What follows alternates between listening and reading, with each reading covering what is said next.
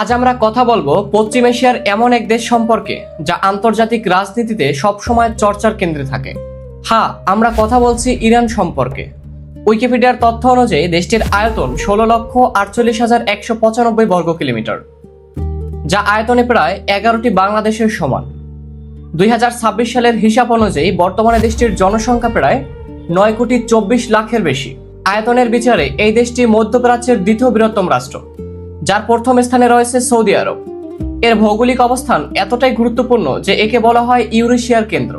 ইরানের উত্তরে কাস্পিয়ান সাগর, দক্ষিণে পারস্য উপসাগর ও ওমান উপসাগর, আর এর ঠিক পাশে অবস্থিত বিশ্বের সবচেয়ে গুরুত্বপূর্ণ সমুদ্রপথ হরমুজ প্রণালী।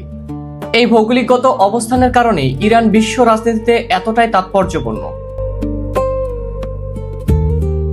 বন্ধুরা, আজ থেকে প্রায় 2500 বছর আগে খ্রিস্টপূর্ব 6ষ্ঠ শতাব্দীতে বর্তমান ইরান ছিল বিশ্বের অন্যতম শ্রেষ্ঠ সাম্রাজ্য, পারস্যর কেন্দ্রবিন্দু। প্রায় 2000 বছর ধরে এই অঞ্চলের মানুষ নিজেদের দেশকে ইরান নামেই ডাকত, যার অর্থ আর্যদের ভূমি। কিন্তু গ্রিক ও ইউরোপীয়রা এই অঞ্চলকে বলতো পার্সিয়া, যা বাংলায় পারস্য হিসেবে পরিচিত ছিল। 1935 সালে ইরানকে তৎকালীন শাসক বিশ্ববাসীকে অনুরোধ করে দেশকে যেন কেবল ইরান নামেই ডাকা হয়। এরপর থেকে বিশ্বজুড়ে এর নাম হয় ইরান। ইতিহাস ঘাটলে দেখা যায় 1501 সাল থেকে 1979 সাল পর্যন্ত দীর্ঘ সময় ইরান শাসিত হয় শাহ বা রাজাদের ধারা। কিন্তু 1979 সালে ঘটে যায় এক ঐতিহাসিক ঘটনা, ইসলামিক বিপ্লব। আয়াতুল্লাহ রুহুল্লাহ খামেনির নেতৃত্বে এই বিপ্লবের মাধ্যমে ইরানের 2500 বছরের প্রাচীন রাজতন্ত্রের পতন ঘটে। এই একটি ঘটনা কেবল ইরানের অভ্যন্তরীণ রাজনীতিতেই নয়, পুরো মধ্যপ্রাচ্যের ভূ রাজনীতিকে চিরতরে বদলে দিয়েছিল। ইরানের রাজধানী এবং বৃহত্তম শহরের নাম তেহরান। এটি শুধু ইরানের নয়, পুরো পশ্চিম এশিয়ার অন্যতম জনবহুল ও আধুনিক মহানগরী, যার মূল ও সংলগ্ন অঞ্চল মিলিয়ে জনসংখ্যা প্রায় 1,68,00,000-এর কাছাকাছি। এটি দেশটির রাজনৈতিক, অর্থনৈতিক ও সাংস্কৃতিক কেন্দ্র। ইরানের প্রধান ভাষা হলো ফার্সি। বন্ধুরা, শুনলে অবাক হবেন, ইরানের মোট ভূখণ্ডের প্রায় 25 থেকে 30% অংশই হলো মরুভূমি। দেশটির দুটি প্রধান মরুভূমি হলো দশত-এ লুত এবং দশত-এ কাভির। এর মধ্যে দক্ষিণ পূর্বে অবস্থিত লুত মরুভূমি হলো পৃথিবীর সবচেয়ে উষ্ণতম স্থান।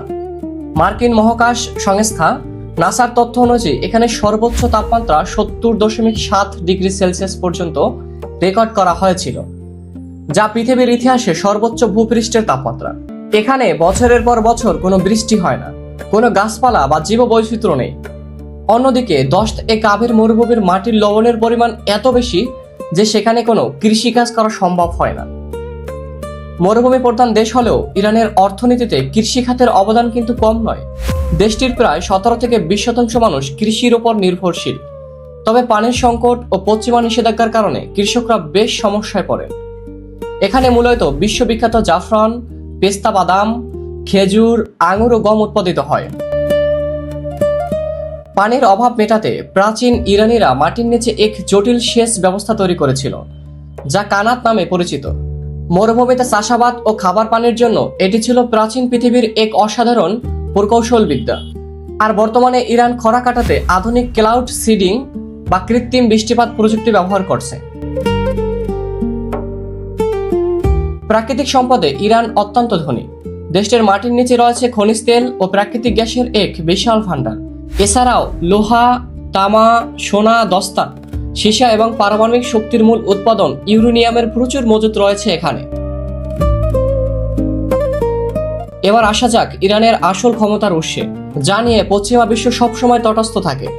ইরানের পারমাণবিক কর্মসূচি দীর্ঘকাল ধরে আন্তর্জাতিক বিতর্কের কেন্দ্রবিন্দু। ইরান দাবি করে তারা শান্তিপূর্ণ কাজে, যেমন বিদ্যুৎ উৎপাদন, এই প্রযুক্তিতে ব্যবহার করছে। কিন্তু মার্কিন যুক্তরাষ্ট্র ইসরায়েলের দাবি ইরান গোপনে পারমাণবিক অস্ত্র তৈরি করছে।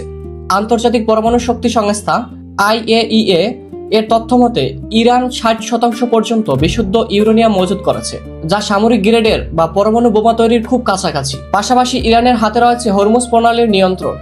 এটি ইরান ও ওমানের মাঝখানে অবস্থিত একটি অত্যন্ত সংকীর্ণ সমুদ্রপথ। পুরো বিশ্বের মোট তেল বাণিজ্যের প্রায় 25% এবং তরলীকৃত প্রাকৃতিক গ্যাসের LNG 1/3 এই পথ থেকেই পরিবাহিত হয়। ইরান যদি কখনো কোনো সংঘাতের কারণে এই প্রণালী বন্ধ করে দেয়, তবে তাৎক্ষণিকভাবে বিশ্ববাজারে তেলের দাম আকাশচুম্বী হবে, আন্তর্জাতিক জ্বালানি সংকট দেখা দেবে এবং বিশ্ব অর্থনীতিতে মারাত্মক ধস নামবে। এটাই ইরানের সবচেয়ে বড় ভূ রাজনৈতিক অস্ত্র। ইরানের সবচেয়ে বড় সরাসরি শত্রু হলো ইসরায়েল। ইরান ইসরায়েলকে রাষ্ট্র হিসেবে স্বীকৃতি দেয় না এবং ফিলিস্তিনের হামাস ও লেবাননের হিজবুল্লাহর মতো সশস্ত্র গোষ্ঠীগুলোকে সমর্থন করে। অন্যদিকে ইসরায়েল ইরানের পারমাণবিক কর্মসূচিকে নিজেদের অস্তিত্বের জন্য হুমকি মনে করে। সাম্প্রতিক সময়ে এই দুই দেশের মধ্যে তীব্র বিমান হামলা, ড্রোন ও ক্ষেপণাস্ত্র যুদ্ধ চলছে, যেখানে মার্কিন যুক্তরাষ্ট্র সরাসরি ইসরায়েলকে সমর্থন দিচ্ছে। 1979 সালের বিপ্লবের পর থেকে যুক্তরাষ্ট্রের সাথে ইরানের কোনো কূটনৈতিক সম্পর্ক নেই এবং আমেরিকার কঠোর অর্থনৈতিক নিষেধাজ্ঞার কারণে ইরানের অর্থনীতি অনেকটাই ক্ষতিগ্রস্ত। বর্তমানে আন্তর্জাতিক মহলে ইরানের প্রধান বন্ধু দেশগুলো হলো চীন, রাশিয়া, উত্তর কোরিয়া, সিরিয়া, ইরাক ও কাতার। অন্যদিকে বৈরী সম্পর্কে জড়িয়ে থাকা দেশগুলো হলো যুক্তরাষ্ট্র, ইসরায়েল, যুক্তরাজ্য, ফ্রান্স ও জার্মানি। এছাড়া ইরানের অভ্যন্তরীণ সুরক্ষার জন্য রয়েছে ইসলামী বিপ্লবী গার্ড কর্পস বা IRGC, যা দেশের ভিতরে ও বাইরে ইরানের সামরিক ও অর্থনৈতিক নীতি বজায় রাখতে প্রধান ভূমিকা পালন করে। যুদ্ধ বিগ্রহের বাইরে ইরান কিন্তু জ্ঞান, বিজ্ঞান ও সাংস্কৃতিক এক অনন্য লীলাভূমি। এই দেশে জন্ম নিয়েছেন বিশ্ববিখ্যাত কবি ও বিজ্ঞানী ওমর খৈয়াম, জীববিজ্ঞানের জনক আল খাওয়ারিজমি, চিকিৎসা বিজ্ঞানের জনক ইবনে সিনা এবং কালজয়ী সুফি কবি জালালউদ্দিন রুমি, হাফেজ ও শেখ সাদি।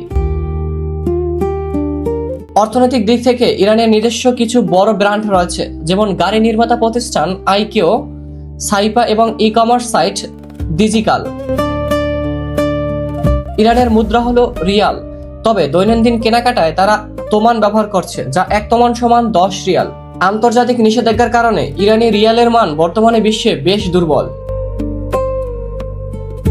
ধর্মীয় ও সামাজিক রীতির ক্ষেত্রে ইরান শিয়া ইসলামের মূল কেন্দ্রবিন্দু। এখানে মেয়েদের বিয়ের ন্যূনতম বয়স 13 এবং ছেলেদের 15 বছর ধরা হয়। এছাড়াও শিয়া ইসলামের স্বল্প সময়ের জন্য চুক্তিভিত্তিক এক বিশেষ ধরনের বিয়ে প্রচলিত আছে, যাকে বলা হয় মুতা বিয়ে।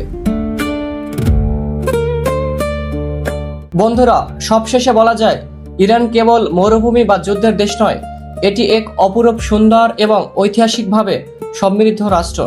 বর্তমানে ইরানে 28টি ইউনেস্কো ওয়ার্ল্ড হেরিটেজ সাইট রয়েছে। এর মধ্যে প্রাচীন পারস্য রাজধানী পারসেপলিস, ইস্পাহানের বিখ্যাত নকশ-এ-জাহান স্কয়ার, সিরাজের চোখ ধারানো পিঙ্ক মসজিদ এবং বিশ্বের বৃহত্তম আচ্ছাদিত বাজার তারবিজ ঐতিহাসিক বাজার অন্যতম। প্রাচীন সভ্যতার গৌরব আর আধুনিক সামরিক ক্ষমতার এক অদ্ভুত সংমিশ্রণ এই ইরান। তো বন্ধুরা, ইরান সম্পর্কে এই বিস্তারিত তথ্যগুলো আপনাদের কাছে কেমন লাগলো? আর দ্য ক্রিয়েটিভ মাইনুল চ্যানেলের সাথে যুক্ত থাকতে অবশ্যই চ্যানেলটা সাবস্ক্রাইব করুন।